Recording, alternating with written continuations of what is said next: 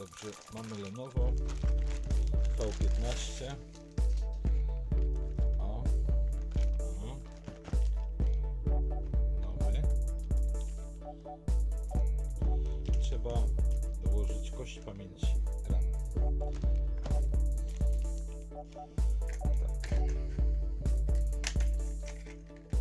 To jest kostka DDR4 SODIMM.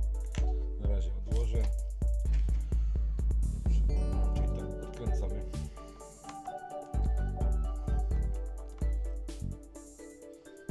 Raz.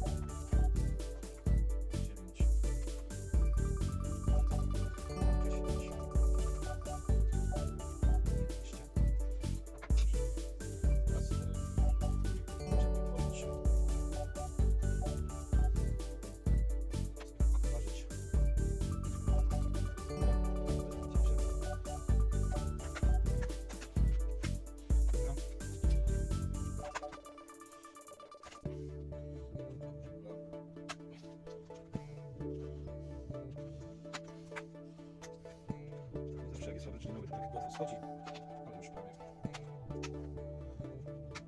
O, jest. Kość pamięci będzie tutaj pod tą klapką. Trzeba podnieść do góry. O. Dobra. Jest tutaj pusty bank. Wkładamy naszą kość pamięci. Zamykamy tutaj, żeby pasowało i pasowało. Dobra, pasuje.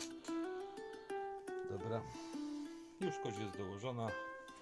Możemy go zamknąć, docisnąć.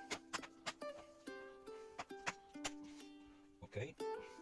No i teraz musimy do śrubki, co żeśmy odkręcali, przykręcić. Raz. 2, 3,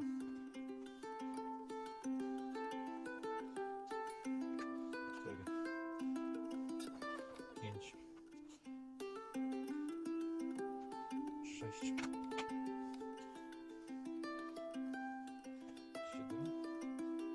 Na razie stąd. To jest 7. Ta śrubka jest dłuższa od tej. Jest różnica, tak? Dlatego te śrubki idą tutaj. Jeżeli tą śrubkę bym kręcił tu, byłoby ślad na obudowie. 7, 8, 9, 10 i 11. Gotowe.